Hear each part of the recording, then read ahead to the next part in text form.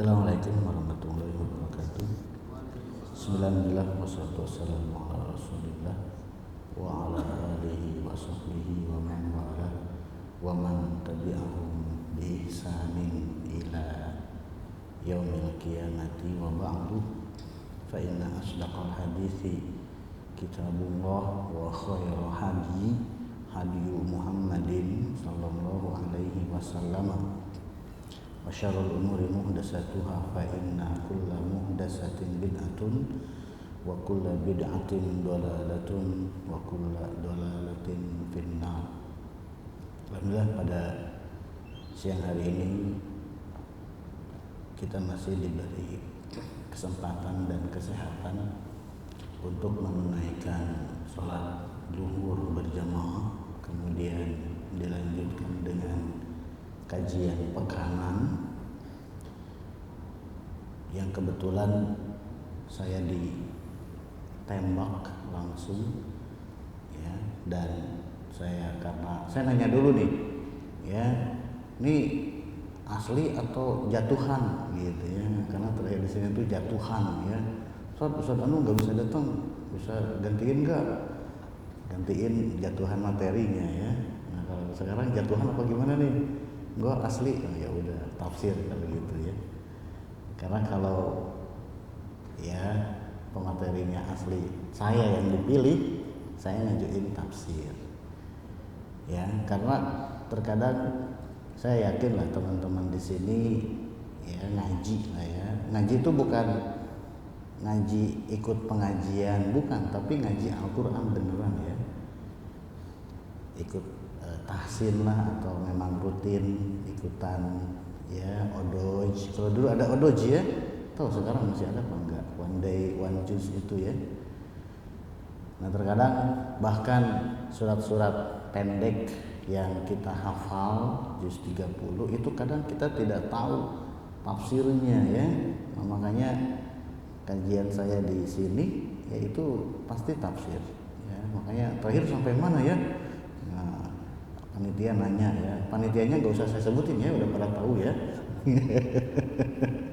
Terakhir sampai mana? Dia aja sampai lupa gitu ya. Terakhir surat Al-Alaq gitu ya.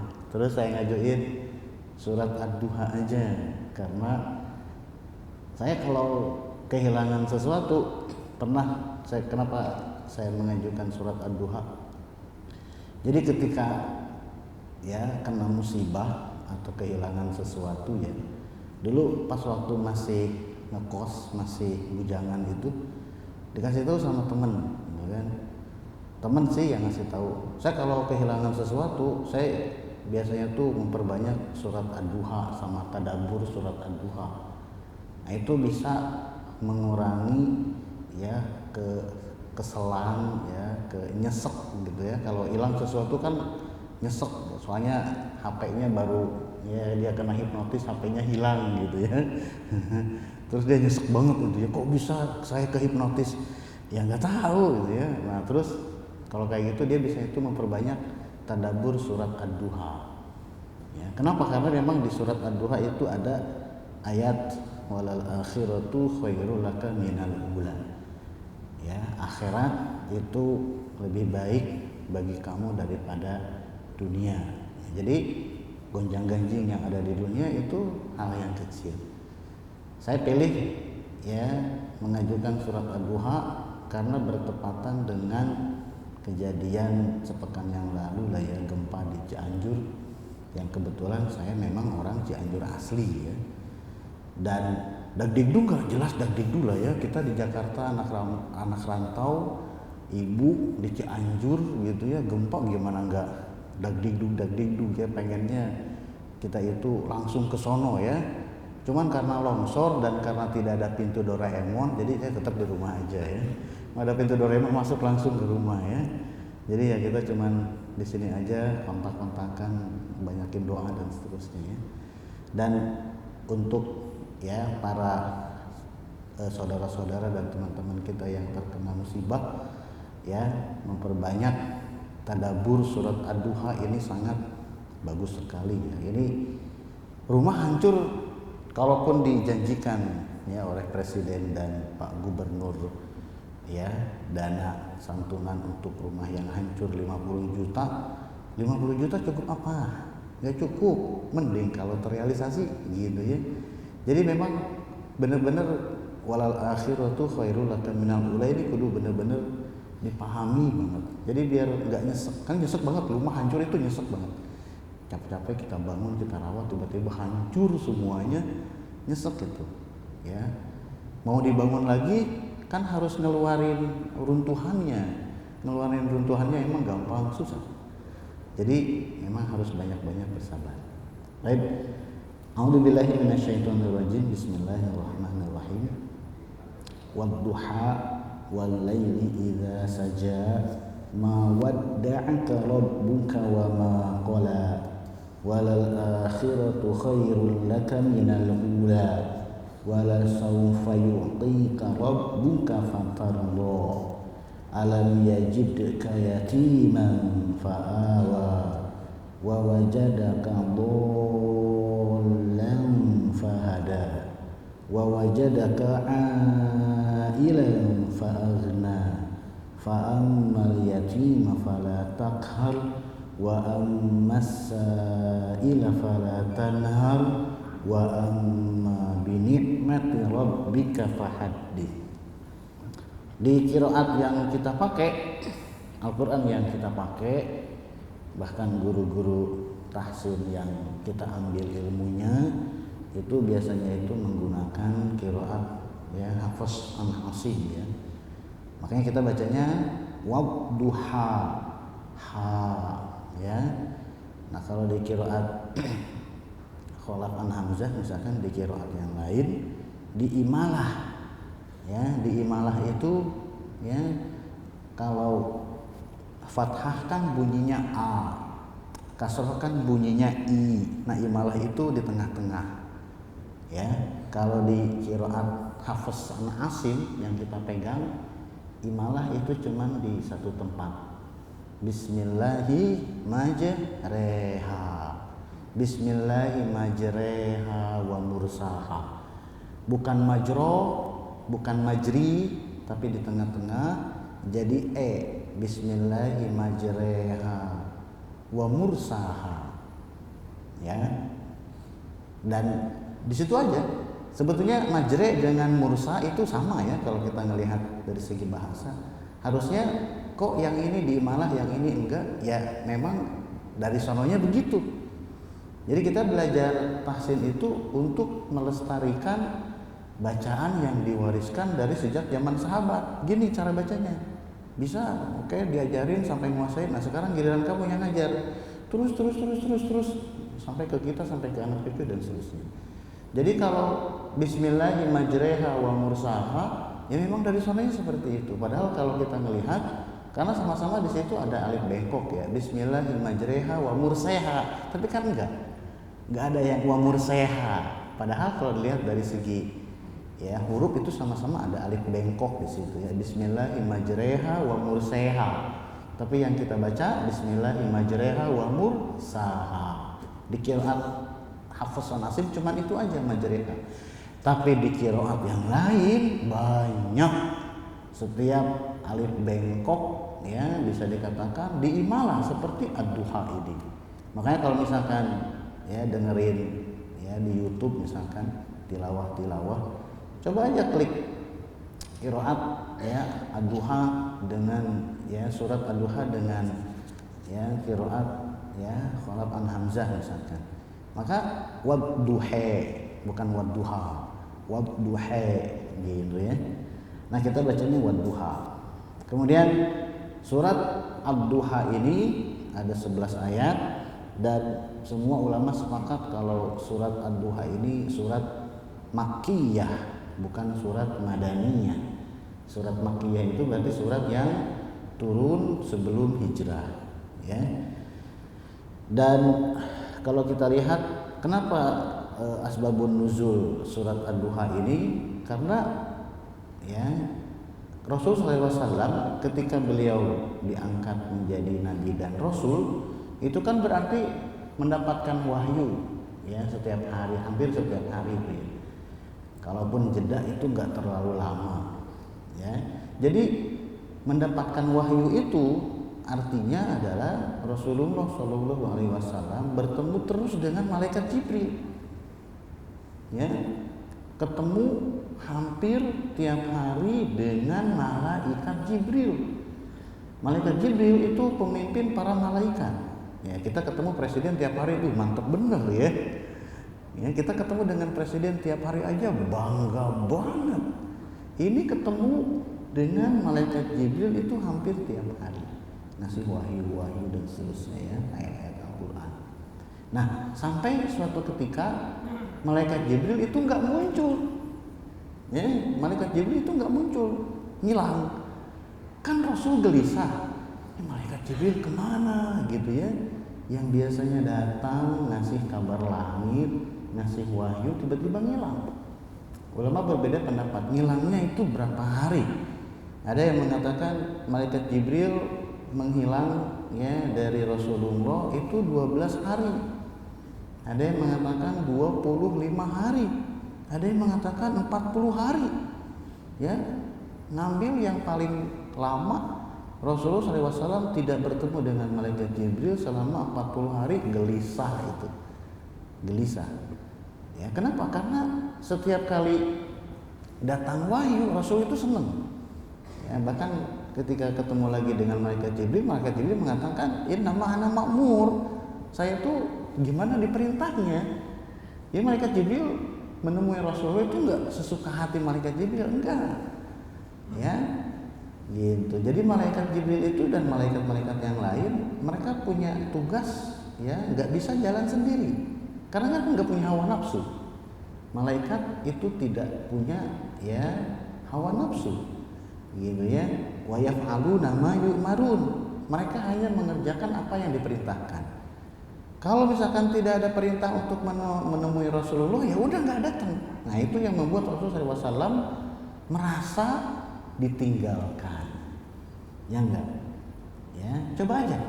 Ya, misalkan saya tiba-tiba ya komunikasi dengan mbak-mbak yang di belakang. Komunikasi, wah seru gitu ya, wah ngobrol dengan ustadz, wah asik lagi, tiba-tiba saya ngilang, gelisah itu, gitu ya, gelisah, tiba-tiba kok kemana nih, nggak ada kabar, nggak ada apa gitu ya, gelisah, jangan-jangan saya ditinggalin, ghosting lagi nih, gitu ya.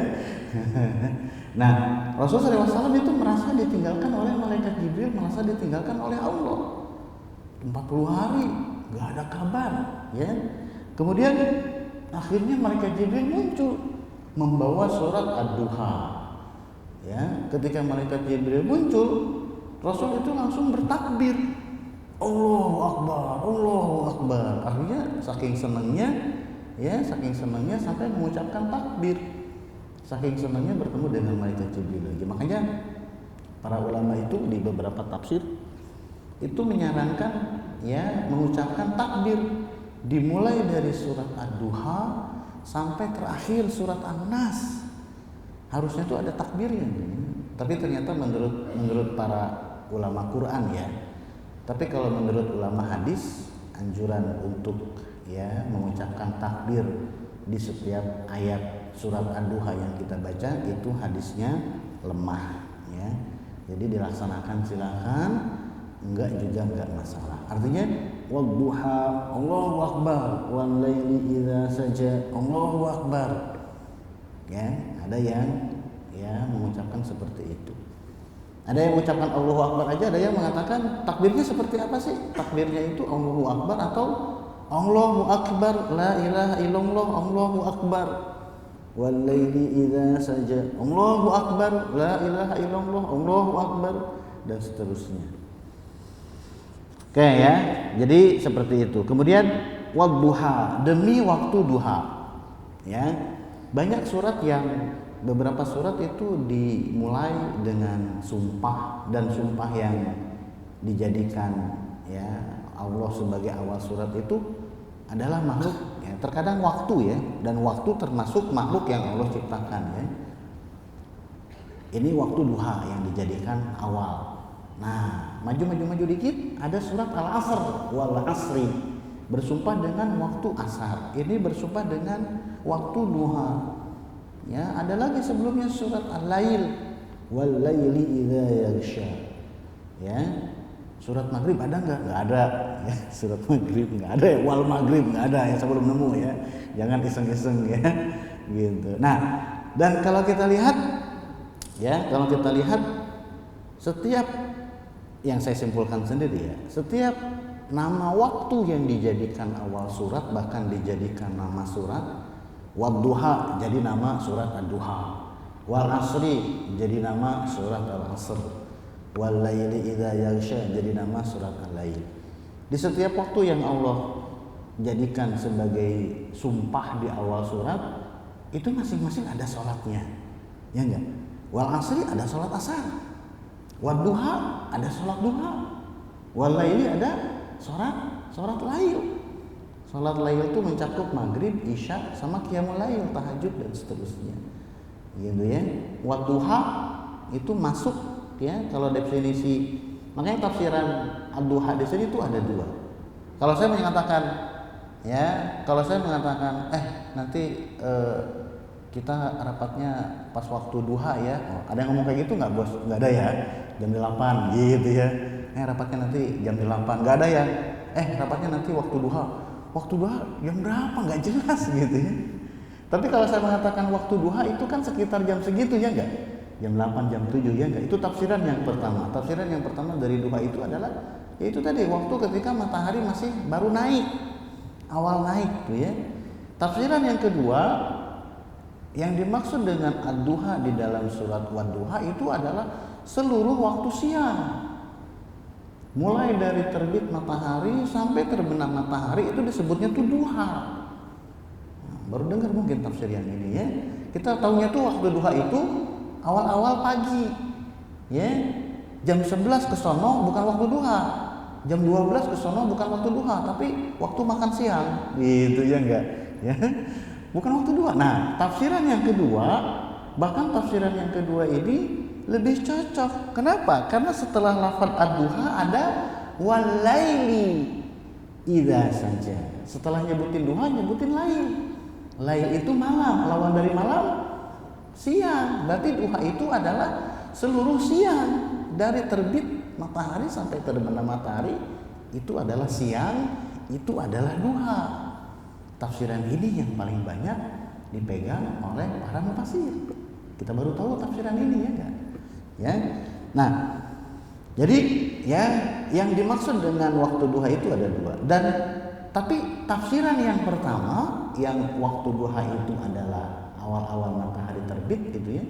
Nah, itu banyak ya kalau saya baca tafsir yang lain banyak keajaiban di situ. Kenapa? Karena waktu duha ini banyak keistimewaan. Waktu duha ini ya dia nggak terlalu dingin, nggak terlalu panas. Kalau siang jam 12 itu panas, ya. Qiyamul lail dingin, ya. Tahajud itu dingin. Ya, kita sholat ketika lagi dingin-dinginnya, sepertiga malam terakhir itu cuaca suhu itu lagi dingin-dinginnya, ya.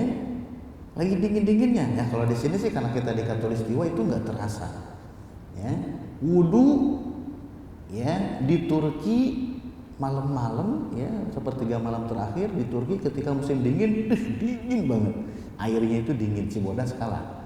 Nah, ya makanya menyempurnakan wudu di musim dingin itu berat banget. Tapi kalau duha itu pertengahan dia. Mau musim apapun yang namanya waktu duha itu pertengahan. Gak terlalu dingin, gak terlalu panas. Malam dingin, siang panas, duha itu di tengah-tengah. Jadi dan orang biasanya itu mulai kerja itu di waktu duha. Tapi Ustaz saya berangkatnya dari sebelum subuh. Ya antum rumahnya sono sih Bogor nyosok ke sono lagi gitu ya jauh beda lagi kalau itu mah ya. Kantor di sini ya terus rumah sebelah sono jauh ya. Bogor ke sono lagi naik KRL bawa motor dan seterusnya. Jadi ya normalnya, tapi kan tetap kantor itu biasanya itu mulainya itu dari jam 8 ya kan. Gesek kartunya itu dari waktu duha. Memang waktu duha itu biasanya dimulai orang untuk mencari nafkah.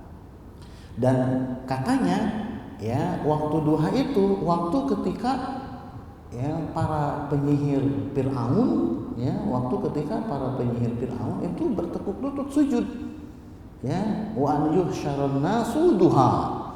Jadi di ayat di kisah surat ya di kisah Nabi Musa dengan Fir'aun, Fir'aun kan manggil tukang sihir ya enggak, ya, dan sering saya sampaikan di pengajian di sini, orang Yahudi belajar ilmu sihir itu dari orang Mesir.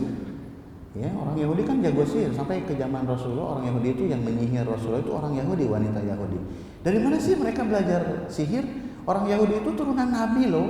Orang Yahudi itu keturunan dari ya Nabi Isa. Itu mereka orang Yahudi itu. Turunan Nabi kok bisa sihir? Karena mereka berinteraksi dengan orang Mesir. Orang Mesir jago-jago sihir tuh yang ya tukang sihirnya Fir'aun tuh. Ketika Fir'aun memanggil seluruh tukang sihir itu jumlahnya itu bukan 10-20, banyak. Ya, kalau kita lihat tafsir itu sampai 80.000 tukang sihir. Dan itu digiringnya itu ketika waktu duha.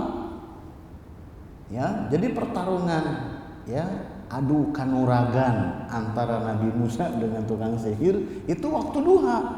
Menang nggak? Kalah semuanya. Langsung sujud. Ya. Gitu. Wa ulqiya saharatu sujada. Jadi para tukang sihir itu begitu melihat ya ilmu kanuragan Nabi Musa, wah ini mah master nih gitu ya. Suhu ini mah suhu gitu ya. Langsung karena tukang sihir yang tahu sihir itu kan tukang sihir ya enggak? Ya, ketika ada yang tukang sulap misalkan atraksi. Begitu pesulapnya tukang sulap gue tahu bisa dibongkar nih. Kenapa? Karena gue pesulap merah gitu ya enggak? Bisa gue bongkar nih gitu ya. Tapi bagi orang awam, wah keren. Sihir juga sama. Yang bisa tahu itu sihir adalah tukang sihir. Nah, ketika tukang sihir melihat Nabi Musa melempar tongkat, tongkatnya berubah jadi ular, itu ularnya ular beneran. Tongkat kayu berubah fisik jadi ular yang ada dagingnya. Itu mereka pakai ilmu sihir manapun nggak bisa. Oh ini mah beneran. Transfigurasi bentuk beneran. Kalau sihir mereka itu lempar bentuknya masih tali, tapi bagi orang awam kayak ular. Nah kalau Nabi Musa jadi ular beneran dimakan tuh tali. Nah 80.000 orang akhirnya mengaku kalah dari ilmu Nabi Musa. Akhirnya semuanya sujud. Ya wa ulqiya saharatu sujada. Mereka sujudnya itu di waktu duha. Ya, bayangin waktu duha. Jadi dengan dalam arti para tukang sihir ini masuk Islam mendapatkan hidayah ya pada waktu duha. Gitu ya. Kemudian demi waktu duha, wal laili idza saja, dan demi waktu malam idza saja. Ketika waktu malam tersebut ya semakin gelap. Ya. Ketika waktu malam itu semakin tenang, karena kan malam itu dan saja di situ maksudnya itu adalah ya kan yang namanya malam itu kan siang, ya asar, kemudian maghrib. Jadi maghrib itu matahari tenggelam di barat. Ketika matahari tenggelam itu kan semburat warna merahnya masih ada, ya enggak? Nah, itu berarti masih waktu maghrib tuh. Begitu tenggelam itu maghrib. Semburat masih ada, masih maghrib. Ketika semburat merahnya hilang, Isya masuk. Waktu Isya masuk. Nah, semakin gelap, semakin gelap, semakin gelap, semakin gelap. Puncaknya gelap malam itu yang disebut dengan saja. Wal laili idza saja. Demi waktu malam ketika gelapnya semakin memuncak. Ya. Jadi satu sisi nyebutin siang, satu sisi nyebutin malam. Nah, Allah sering nyebutin seperti itu, dua sisi yang ya berlawanan ya. Untuk kasih tahu kalau ini dua-duanya saya yang menciptakan. Siang saya yang menciptakan, malam saya yang menciptakan. Kalau mau siang terus, kalau mau malam terus. Ada nggak yang siang terus? Ada, di Kutub Utara. Di Kutub Utara itu bisa siang terus 6 bulan, siang terus. Nanti 6 bulan berikutnya malam terus. Ya, antum bingung kalau di sana tuh, bingung gajiannya. Udah gajian apa belum sih gitu ya. Perasaan masih siang aja gitu ya enggak? Karena adanya pergantian siang dan malam, kita bisa tahu nih, oh ini jadwal gajian dan seterusnya. Kemudian setelah Allah bersumpah dengan waktu siang dan waktu malam, ya. Kemudian apa sih yang ingin disampaikan oleh Allah? Biasanya itu banyak surat-surat itu Allah ingin menyampaikan sesuatu, tapi ya dipertegas dulu, disebutkan dulu keagungan Allah melalui sumpah. Ya, waduha, walai dan seterusnya. Setelah itu baru inti pembicaraannya itu apa? Inti pembicaraannya ini. Ma wadda'aka rabbuka wa ma qala. Rabb kamu wahai Muhammad tidak pernah meninggalkan kamu dan juga tidak pernah qala itu membenci kamu. Wadda'a itu artinya adalah ninggalin, benar-benar ninggalin. Ya, ninggalin perpisahan, nggak pernah ketemu lagi, nggak pernah. Allah tuh nggak seperti itu. Ya makanya kita ada mendengar haji wada, tawaf wada. Tawaf wada itu tawaf apa? Tawaf perpisahan. Ada tawaf kudum, ada tawaf wada. Kalau tawaf kudum, tawaf pertama kali ya masuk ke Masjidil Haram. Kalau tawaf wada itu tawaf perpisahan. Tawaf terakhir sebelum kita menuju bandara. Tawaf dulu, ya, perpisahan dulu dengan Ka'bah. Ya, jadi mawadda'aka, Rabb kamu itu tidak pernah meninggalkan kamu sampai nggak balik lagi, itu enggak.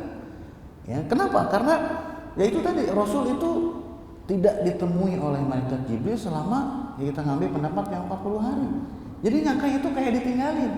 Rasul ngerasa ya kayaknya saya ditinggalin deh. Malaikat Jibril nggak muncul-muncul.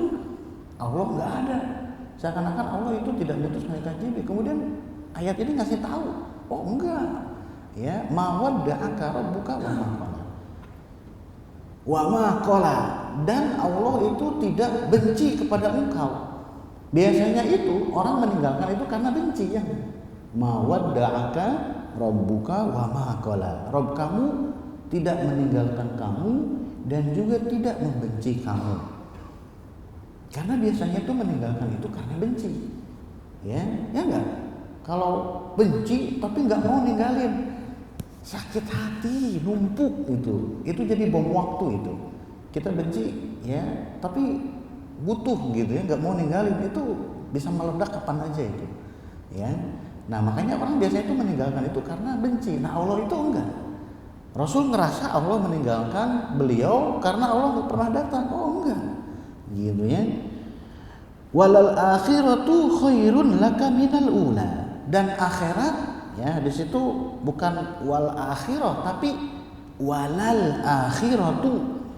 Ya kalau wal akhirah dan akhirat. Tapi kalau di situ ada lalnya, walal ya dalam taukid di situ ya.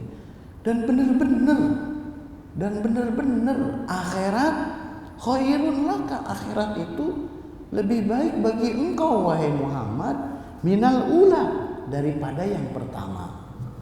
Karena kan lawan dari akhir itu adalah pertama. Ula itu artinya pertama. Ula itu artinya pertama. Makanya kan ada kita pernah dengar peribahasa al-ummu madrasatun ula. Ibu adalah madrasah yang pertama. Ya, bapak kepala sekolahnya, ibu madrasahnya, gitu kali ya. Nah, walal akhiratu khairul laka minal ula, dan akhir lebih baik bagi engkau daripada yang pertama. Akhir itu apa? Akhirat. Akhirat itu dari kata akhir. Kenapa akhirat disebut akhirat? Karena dia datangnya itu akhir. Dunia dulu baru akhirat. Ya. Nah, ula di situ maksudnya itu adalah dunia. Dunya. Ya, nun mati ketemu dengan ya. Idgham enggak, ya. Kenapa lafaz ad-dunya di Al-Qur'an tidak diidghamkan, ya? Karena satu kata. Nun mati dengan hurufnya kalau ketemunya dalam satu kata itu tidak diidghamkan. Dunia, ya, sinwan, kinwan, bunyan, 4 lafaz ini tidak diidghamkan. Jadi nunnya dibaca idhar. Kenapa? Karena nun mati ketemu dengan huruf idghamnya dalam satu kata. Kalau idgham yang lain, nun mati atau tanwin bertemu dengan waw dan ya diidghamkan karena ini satu kata, ini satu kata. Dua kata yang berbeda ketemu jadi idgham. Tapi kalau masih dalam satu kata itu enggak. Makanya ad-dunya, bukan ad-duya, bukan duya tapi dunia. Nah, kenapa dunia disebut dunia? Dunia itu dari kata dunung. Dunung itu artinya itu dekat, pendek, dunung. Karena selama apapun dunia itu eksis, itu pendek. Ya, 5.000 tahun di dunia, 1 hari di akhirat. Kita di dunia 5.000 tahun, di akhirat itu 1 hari. Makanya kalau disiksa di akhirat, ya 10 hari, 10 hari, kali 5.000, gitu ya, kali 5.000, gitu ya. Jadi, ya ada ayat yang mengatakan, ya 5.000 di akhirat, 5.000 ya tahun di akhirat sama dengan 1 hari di sini. Ada yang mengatakan 1.000 tahun di akhirat. Lama. Kenapa dunia disebut dunia? Karena pendek, dekat. Ya, ada juga yang mengatakan kenapa dunia disebut dunia? Ya dari kata dani. Dani itu artinya tuh ya hina, rendah, hina, remeh. Karena dunia itu remeh-remeh. Ya, jangankan dunia dan seisinya yang dan seterusnya lah ya. Nah, itu kalah dengan 2 rakaat sholat sunnah fajar, ya enggak? Ya, gitu. Jadi antum yang ngontrak dan seterusnya gitu ya. Kita di dunia itu cuma singgah doang. Ya, jadi jangan, makanya Rasul mengatakan mali wali dunia. Apa urusan saya dengan dunia? Dari dunia ini enggak ada yang Rasul butuhkan.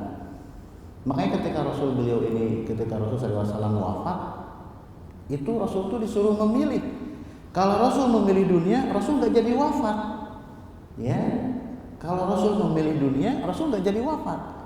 Ketika itu Rasul ditawarkan oleh Allah, mau dunia atau mau berada di sisi Allah. Rasul mengatakan ilar rafiqil a'la, ilar rafiqil a'la.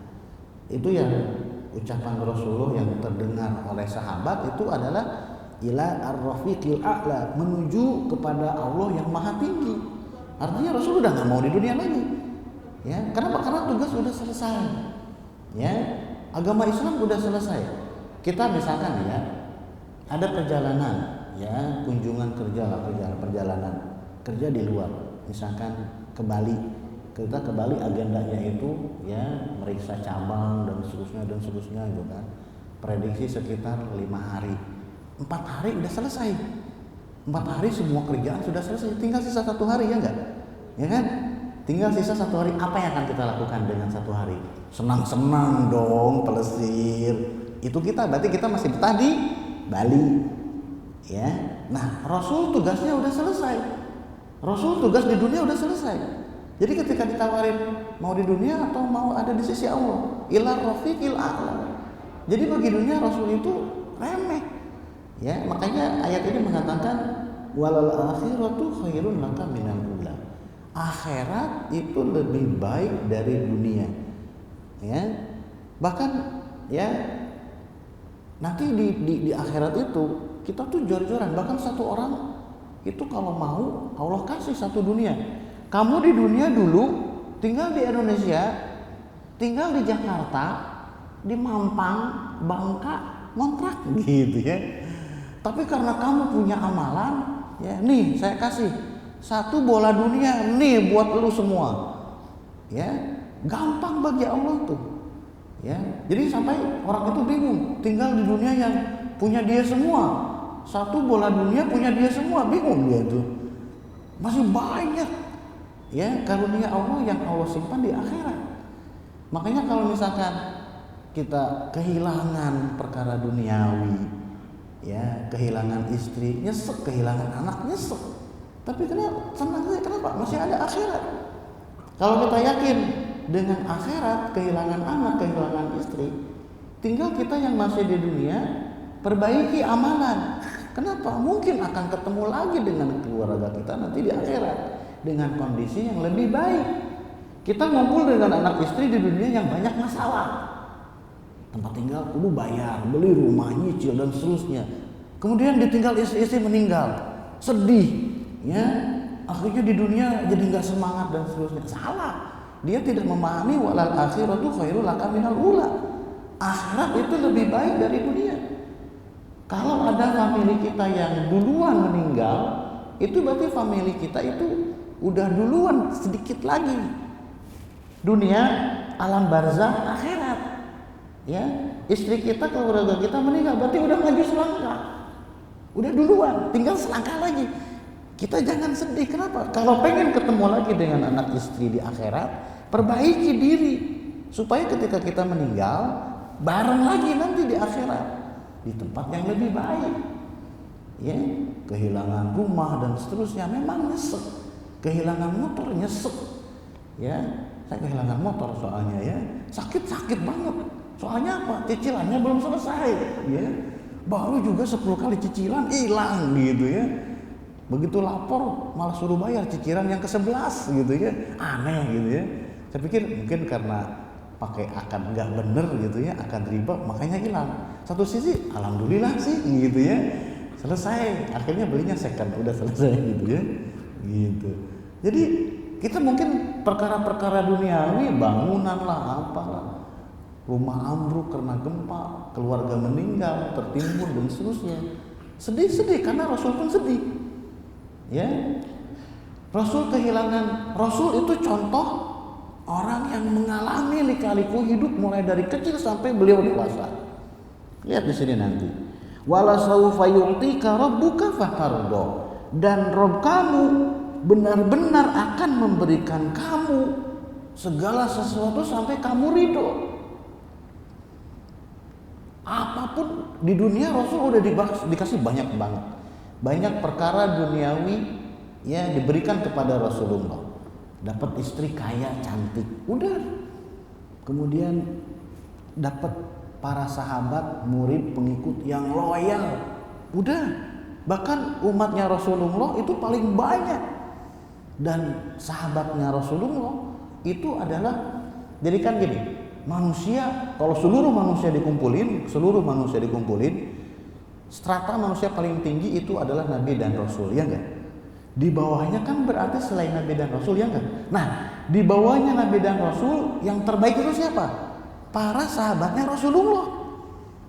Bukan para sahabatnya Nabi Musa, bukan. Bahkan bukan para sahabatnya Nabi Isa Hawariyin, itu bukan. Para ulama itu mengurut. Dan para nabi itu beda-beda lagi urutannya. Para nabi yang derajatnya paling tinggi Rasulullah. Kemudian di bawahnya adalah para rasul ulul azmi. Terus Nabi selesai. Sekarang manusia selain Nabi yang paling baik itu siapa yang terbaik? Para sahabat. Kita punya sahabat yang loyal itu anugerah banget. Jadi kalau punya temen yang baik banget, ngingetin ngaji, ngingetin apa, butuh apa dan seterusnya, itu nikmat banget beneran. Lihat para sahabat Rasulullah, bahkan jangankan ya nyawa, ya jangankan harta, nyawa aja dikasihin, ya. Jadi mati untuk Rasul itu biasa saja. Bahkan saking mereka itu ya cintanya kepada Rasulullah, saking cintanya kepada Rasulullah, rambut Rasulullah itu disimpan, keringat Rasulullah itu dibotolin. Kita dekat-dekatnya dengan sahabat, keringat sahabat dibotolin, kagak, jijik, ya. Lu katanya ya loyal, keringat gue nih, gitu. Ada yang kayak gitu? Nggak ada. Ludah, nggak ada. Rasulullah itu ngeludah, diambil ludahnya. Rasul tidur keringetan, ya keringetan, kamu tidur keringetan. Diambil botol kecil, keringatnya itu dimasukin ke botol. Rasul nyisir rambutnya jatuh, diambil. Semua saking apanya? Segala sesuatu dengan Rasulullah itu mereka rawat.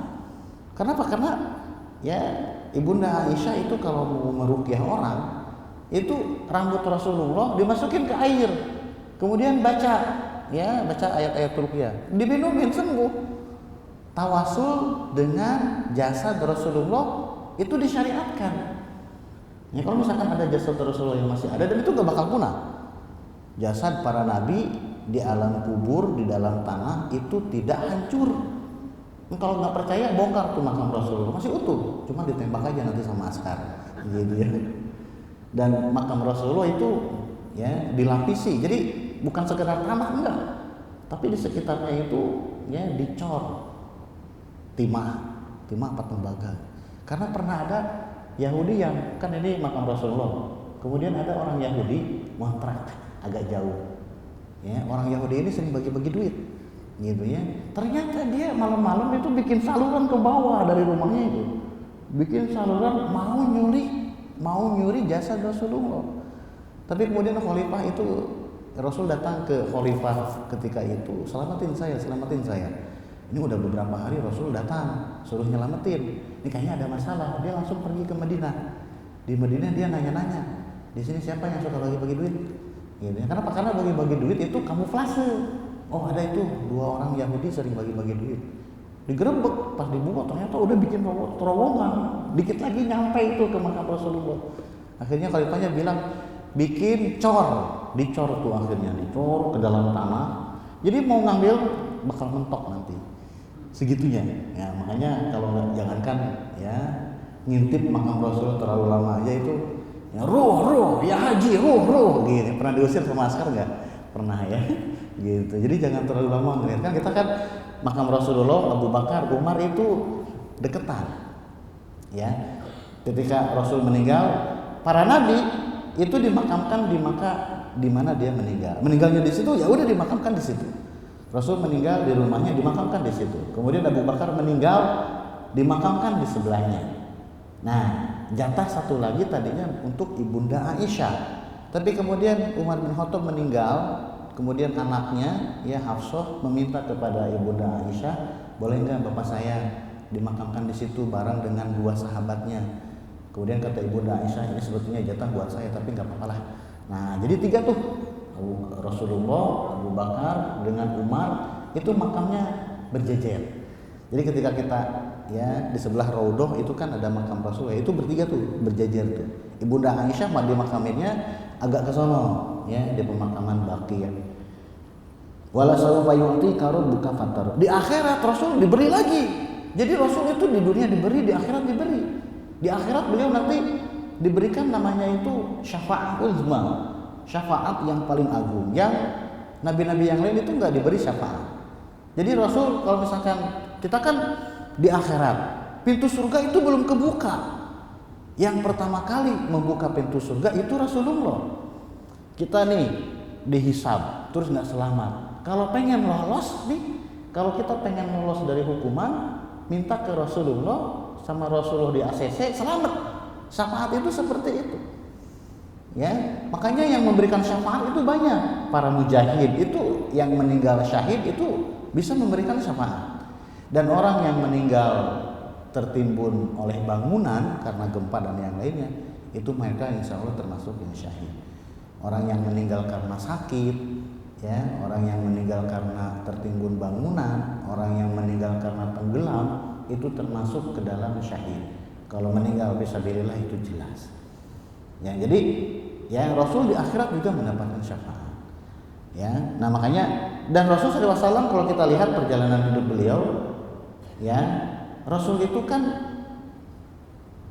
asalnya itu nggak punya apa-apa, tinggal dengan ibunya, ya kemudian dikirim ke Halimah As-Sa'diyah, ya jadi Halimah As-Sa'diyah kan dari Bani Sa'ad ya, mereka itu kan ya setiap kali mau pas ini musim lahiran nih, ya banyak yang lahiran, mereka dari desa itu ke kota nyari rumah orang kaya yang anaknya mau disusuin.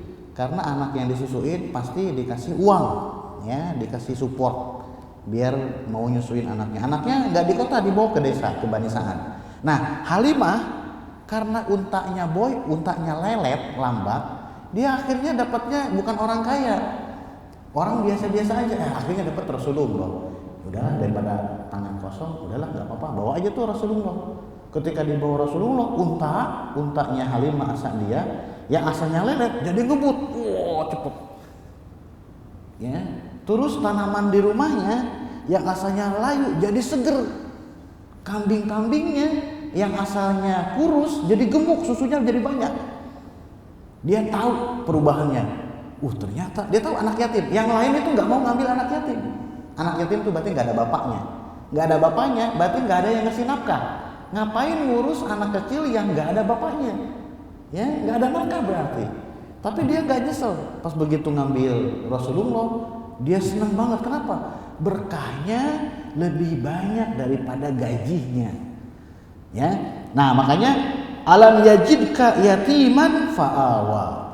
Wahai Muhammad, bukankah aku Allah ya mendapati engkau dalam keadaan yatim, kemudian aku lindungi engkau. Rasul itu kan sudah yatim. Yatim itu ya, kalau dalam bahasa Arab yatim pakai ya, yatim artinya bapaknya meninggal. Kalau fatim ibunya meninggal. Nah, Rasul itu yatim, bapaknya meninggal. Jadi masih 6 bulan di dalam perut Aminah, Rasul bapaknya itu sudah meninggal. Belum lahir itu sudah yatim. Belum lahir itu sudah yatim. Kemudian 6 tahun ibunya meninggal. Udah mah yatim, ibunya meninggal. Gak ada yang ngurus. Kalau di Jakarta ada yang kayak gini, udah ya, ujung-ujungnya nanti jadi anak perunggu di jalanan. Ya. Rasul itu enggak. Setelah bapaknya, ibunya meninggal, akhirnya diasuh sama kakeknya. Kakeknya meninggal. Nah, ketika sama kakeknya, itu dimanja karena kakeknya adalah pemimpin Mekah. Abdul ya Muttalib itu pemimpin Mekah. Orang kaya, kakek kalau lihat cucu mau apa aja itu dibebasin, ya enggak? Ya, coba lihat nanti kalau bapak-bapak udah jadi kakek-kakek punya cucu, ya kek mau beli ini ambil, kek mau beli pedang-pedangan gas, gitu ya. Semuanya dibolehin, gitu ya. Rasul seperti itu, sama kakeknya segalanya dibolehin. Rasul duduk di kursi khusus pemimpin, ya paman-pamannya protes tuh, woi turun, woi itu khusus. Sama kakeknya biarin, kali aja itu anak nanti jadi pemimpin. Ternyata benar. Cuman 2 tahun, habis itu kakeknya berwasiat, yang ngejaga Muhammad itu Abu Thalib.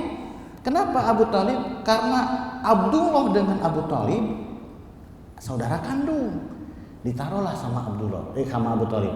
Permasalahannya Abu Thalib itu miskin, dari kaya ke miskin, tapi Rasul biasa saja. Setelah miskin nikah dengan Ibunda Khadijah, kaya lagi. Ya enggak? Ya kan? Abu Thalib itu miskin, sampai beliau tuh harus membantu berdagang. Kenapa? Karena nggak mau numpang. Jadi ya tak naik turun kehidupan Rasulullah itu udah dicicipin semua. Kaya udah pernah, sama kakeknya dimanjain. Miskin lagi, nikah sama istrinya, kaya lagi. Rasul menikah dengan Ibunda Khadijah itu lama banget, ya sampai sekitar 15 tahun.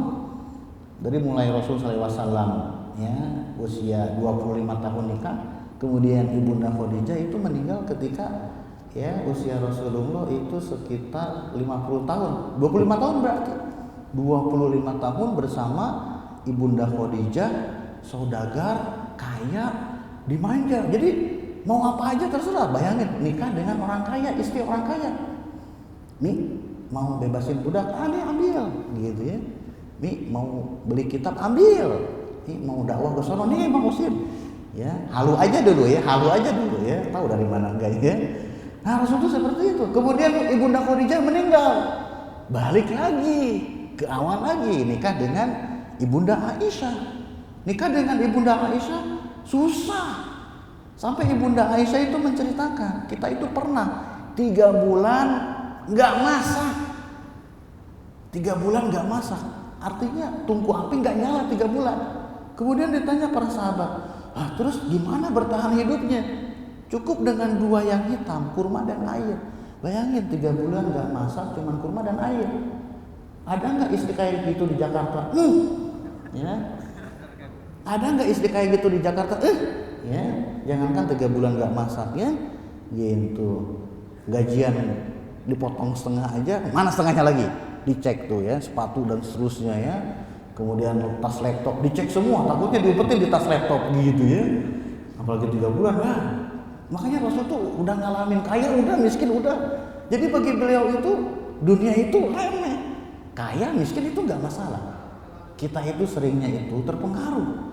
Kita itu biasanya itu rajin beribadah itu kalau pas lagi miskin. Wah, rajin loh. Kasih kaya sedikit, naik gaji sedikit. Wah, lupa. Ya. Atau ada yang kebalikannya. Ketika kaya, dia rajin sedekah. Wah.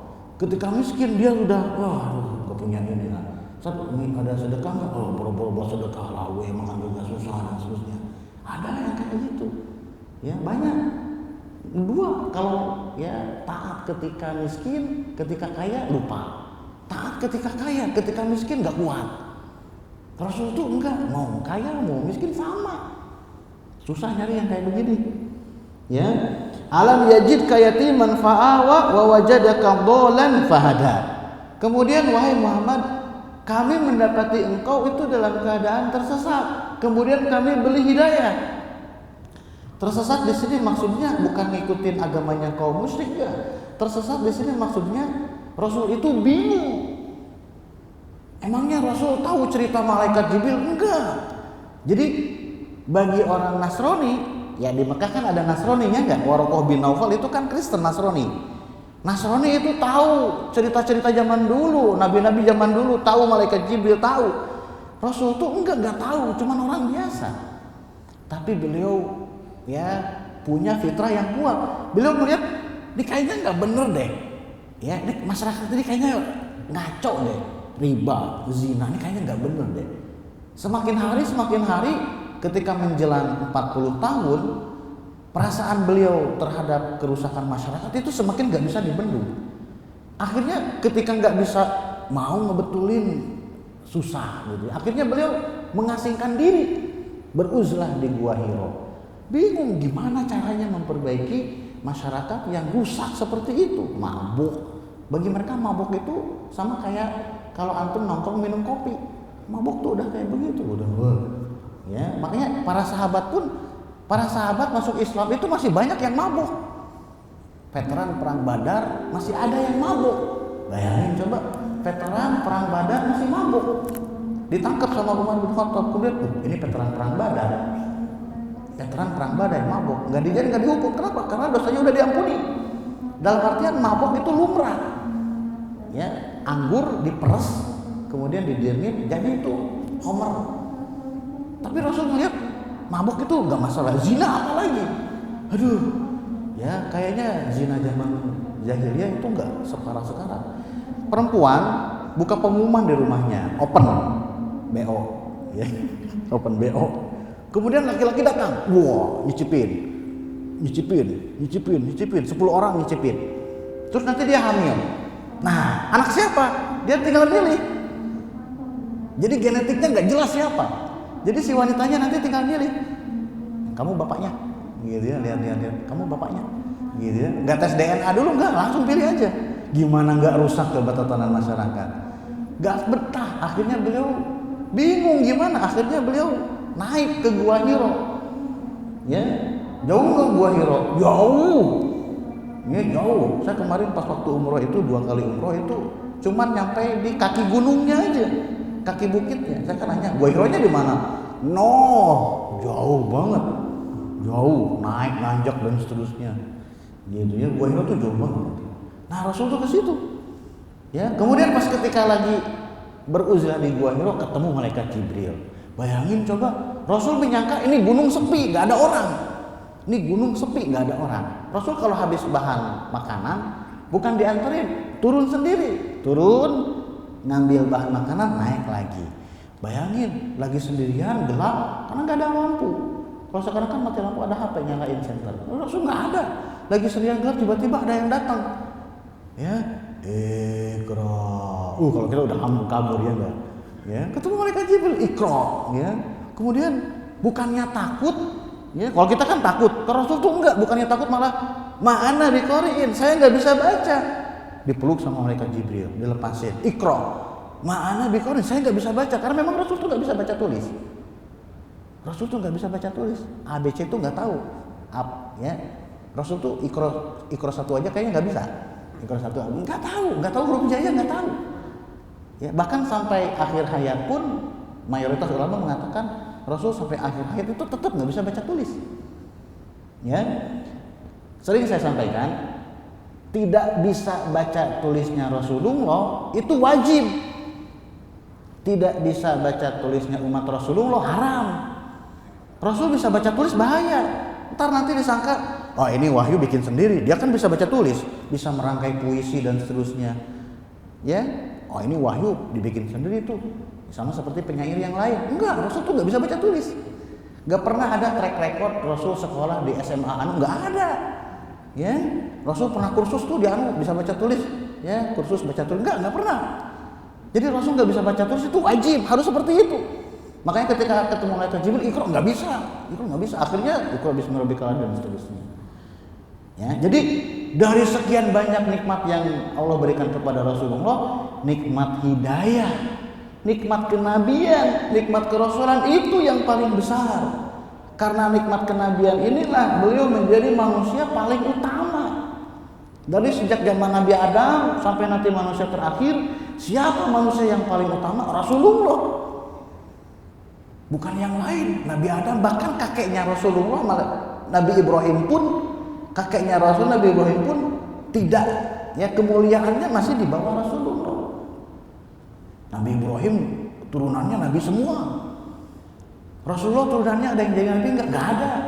Tidak ada keturunan Rasulullah yang jadi Nabi itu enggak ada. Karena memang Nabi terakhir. Tapi Nabi Ibrahim keturunannya Nabi semua. Makanya julukan Nabi Ibrahim itu apa? Abul Anbiya, bapaknya para Nabi. Harusnya Nabi Ibrahim posisinya tinggi dong, kakeknya para Nabi. Tapi ternyata Rasulullah manusia yang paling tinggi. Kenapa? Karena mendapatkan wahyu. Ya, bukan wahyu yang itu, beda lagi ya. Gitu. Artinya apa? Apakah kenikmatan kenabian ini berlaku ke umatnya Rasul? Berlaku. Jadi kenikmatan itu ya bukan berdasarkan harta, bukan, tapi berdasarkan ilmu Allah, ilmu yang Allah berikan. Dari mana ilmu yang Allah berikan? Ngaji. Ya, bisa coding dan seterusnya, oh bagus. Tapi bisa coding nggak bisa ngaji, aib. Oh coding jago nih, ya. Coba baca Al-Quran, aduh nggak bisa. Wah, belum nikmat karena ilmu yang dia punya ilmu duniawi. Ya, gitu. Jadi lihat Rasulullah. Rasul bisa ini nggak? Bisa apa? Perang, teknik perang. Bahkan teknik perang beliau pun, ya siasat perang beliau pun bisa salah. Siasat perang beliau pun bisa salah. Cuman karena nggak enak, jenderal ngoreksinya nggak enak gitu ya. Karena itu kan pernah ketika perang itu kan, oke kita bikin kemah di sini. Kemudian ada satu sahabat yang mengusulkan, kayaknya nggak cocok di sini, gitu ya. Mendingan cocok berkemahnya di situ, dekat sumber air. Jadi sumber airnya kita yang nguasain. Kata Rasul tuh, oke bener, gitu ya. Pindah. Kemudian Rasul bisa pertanian ya? Enggak. Rasul itu tinggal di Mekah. Mekah itu bukan lahan tani. Pindah ke Madinah. Madinah itu lahan pertanian. Makanya Rasul mengatakan orang Madinah kalau mau mengawinkan kurma itu ya tangkai ini dikawinin dengan tangkai ini. Kemudian kata Rasulullah, kalian lagi ngapain? Lagi mengawinkan pohon kurma biar cepat berbuah. Kemudian kata Rasul tuh, kenapa nggak dibiarin aja? Kan juga kena angin. Nggak enak dong nolak permintaan Rasul. Akhirnya nggak dikawinin, gagal panen. Gitu ya. Artinya Rasul salah. Kenapa? Karena Rasul bukan ahli biologi molekuler. Wih mantap bener ahli biologi. Akhirnya Rasul mengatakan antum a'lamu bi umuri dunyakum. Kalian itu lebih tahu dengan urusan dunia kalian. Tapi urusan akhirat kalian saya yang lebih tahu. Itu yang membuat Rasul jadi mulia. Itu kenapa? Karena Rasul lebih tahu urusan akhirat kalian. Makanya kalau misalkan jamaah di sini lebih tahu urusan dunia, tapi nggak tahu sedikit pun urusan akhirat, masih ada waktu. Ya, cepet-cepet belajar. Urutan belajar itu apa sih? Bisa ngaji dulu nih, baca Al-Quran dulu, yang lain gampang lah. Ya, nggak ngerti fikih dan seterusnya bisa diikuti. Nggak ngerti hadis, saya nggak paham hadis Bukhari. Buset, tinggi bener hadis Bukhari ya. Orang dari hadis Arba'in dia langsung ke Bukhari. Bisa ngaji dulu deh. Lu bisa baca Al-Quran nggak? Enggak, nah itu aja tuh, dari situ dulu. Nah, dari basic dulu, terus begitu. Ya, kenapa? Karena bisa ilmu duniawi tapi nggak bisa ilmu ukhrawi, itu salah. Lihat, ya, wa wajadaka dhalan fahada. Kami dapati engkau dalam keadaan tersesat, kemudian kami beri hidayah. Hidayah itu yang paling penting. Wa wajadaka ailan fa'agna. Kami dapati engkau dalam keadaan miskin, kemudian kami kayakan engkau dengan menikahi Ibunda Khadijah, punya pengikut dan seterusnya. Teman-temannya pedagang. Karena Rasul itu dulu pedagang, wajar dong kalau circle beliau para bisnismen, ya enggak? Circle beliau tuh bisnismen. Abu Bakar, Utsman, Umar itu bisnismen semua. Dan mereka nggak pelit. Jadi ketika harus mengatakan perang, siapa yang mau nyumbang? Pada nyumbang. Ya ayo gempa, siapa yang mau nyumbang? Lu deh, oh lu kan gajinya gede, lu deh. Itu sahabat saya kali, gitu. Bukan sahabatnya Rasulullah. Jauh. Circle-nya Rasulullah itu orang kaya, bisnismen semua. Abdurrahman bin Auf. Kalau ngobrolin Abdurrahman bin Auf, wah udah hartanya banyak banget. Kapilah dagang dia aja dari jauh tuh udah kelihatan. Kan gurun pasir tuh. Gurun pasir kalau suara apa nih? Debu. Ya, disangkanya pasukan perang yang datang. Itu kafilah dagangnya Abdurrahman bin Auf. Dia doang sampai debu berterbangan. Kemudian kata Ibunda Aisyah itu, saya pernah mendengar Rasulullah bersabda, Abdurrahman bin Auf masuk surga ngerangkak, gitu ya. Masuk surganya ngerangkak. Kenapa? Beban hartanya banyak. Kemudian sampai ke Abdurrahman bin Auf. Bener. Iya, siapa yang ngomong? Ibunda Aisyah. Kemudian dia tanya, bener, Rasul pernah ngomong gitu. Bener. Kalau gitu kafilah dagang yang tadi saya sedekahin semua. Kafilah dagang yang tadi yang segitu banyak saya sedekahin semua. Enggak rugi, tenang, bisa bisnis dari awal lagi. Abdurrahman bin Auf itu kan orang Mekah, pindah ke Madinah, ya. Kalau sahabat yang lain ditawarin, saya punya rumah 2 kamu tinggal pilih, saya punya istri 2 kamu tinggal pilih. Abdurrahman bin Auf ditawarin kayak gitu mana? Saya nggak butuh, saya butuh pasar, malah butuhnya pasar. Kemudian nyari pasar, gak lama udah jadi saudagar. Bayangin, ya, pindah ke Madinah nggak punya apa-apa, beberapa hari di Madinah sudah jadi orang kaya, cepet, gitu ya. Jadi Rasul tuh punya istri orang kaya, sahabat orang kaya. Ngaruh nggak ke kepribadian Rasul? Nggak terpengaruh ke kepribadiannya dengan circle orang kaya seperti itu. Kita kalau berteman dengan orang kaya terpengaruh nggak? Terpengaruh. Ikutan arogan, gitu ya. Pakai, ya kan kemarin tuh demam sepeda tuh ya nggak? Awal-awal orang tuh demam sepeda. Ya, yang jalan kaki kudu ngalah. Saya motor Mio aja kudu ngalah sama sepeda mereka. Mau dikritik, dablek terus aja. Kan sepeda itu nggak boleh ke tengah. Ini rombongan di tengah semua. Pengen deh saya tabrak begitu ya. Sepedanya mahal-mahal. 2 Mio, 2 itu satu sepeda mereka, gitu ya. Ya karena harta tuh bisa bikin orang jadi arogan. Lihat Rasulullah, istri kaya, teman circle, teman nongkrong kaya semua. Kayak gitu enggak. Rasul bahkan meninggal itu nggak punya apa-apa. Fa'amal yatima fala takhar. Adapun terhadap orang yatim, wahai Muhammad, engkau jangan membentak. Kenapa? Karena Rasul pernah ngalamin jadi orang yatim. Jadi kalau dengan orang yatim itu, anak yatim itu sayang banget. Tapi beliau mengatakan, anak wa kafirul yatimi kahataini. Saya dengan orang yang menanggung kebutuhan orang yatim itu seperti 2 jari, deket, nggak bisa dipisahin nanti di akhirat. Kenapa? Karena Rasul pernah jadi yatim, tahu rasanya. Jadi orang yatim nggak punya ayah itu berat. Wa amma sa'ilah fala tanhar. Adapun kepada orang yang meminta-minta jangan dibentak. Ya, minta apa? Kalau nggak mau ngasih, bilang sopan. Ya, ini lagi makan terus ada ngamen. Maaf Pak, gitu aja. Jangan lu ganggu gue aja. Jangan kayak gitu. Karena nggak pernah diajarin. Wa amma bi ni'mati rabbika fahadis. Adapun terhadap nikmat-nikmat Allah, fahadis, maka ungkapkanlah. Rasul mendapatkan kenikmatan kenikmatan kenabian, kerasulan. Itu harus disampaikan, diomongin lagi, disampaikan. Kalau bagi kita mendapatkan nikmatnya, naik jabatan, gaji naik, ya, ceritain nggak? Lihat dulu, jangan sembarangan diceritain, karena nggak semua orang itu suka dengan achievement pencapaian kita, ya nggak? Salah-salah malah disabot dan seterusnya. Adapun menceritakan kenikmatan duniawi, kenikmatan harta yang kita raih, diceritakan ke sembarangan orang itu jangan. Ceritakan hanya kepada orang terpercaya saja. Ke ibu ini yang paling pertama, naik jabatan. Jangan ngasih tahu tuh ke istri dulu, ke ibu dulu. Ibu dulu kasih tahu ibu, Bu, naik jabatan jadi itu pasti seneng. Baru ke istri, ya. Kasih tahu ke istri. Istri yang senang, kita yang merem. Berkurang dah gitu ya. Jangan langsung ke teman, jangan. Kenapa? Bisa jadi teman yang kita ceritain dia saingan kita malah. Ya. Jadi ke ibu dulu. ceritakan kenikmatan tuh ke ibu, ke istri, ke anak-anak, teman deket banget yang support kita. Kalau teman yang asal teman gitu ya suka nyalip, jangan. Kenapa? Justru, tapi kan binikmati rabbika fahadits, kenikmatan itu harus dibicarakan. Iya, ke orang yang tepat. Kalau enggak jadi hasad nanti. Mungkin itu yang bisa saya sampaikan. Ada pertanyaan enggak? Enggak ada. Ya, karena kalau ada yang nanya, kamu nanya, gitu ya. Udah jangan lah ya. Subhanakallahumma wa bihamdika asyhadu an la ilaha illa anta astaghfiruka wa atubu ilaik. Assalamualaikum warahmatullahi wabarakatuh.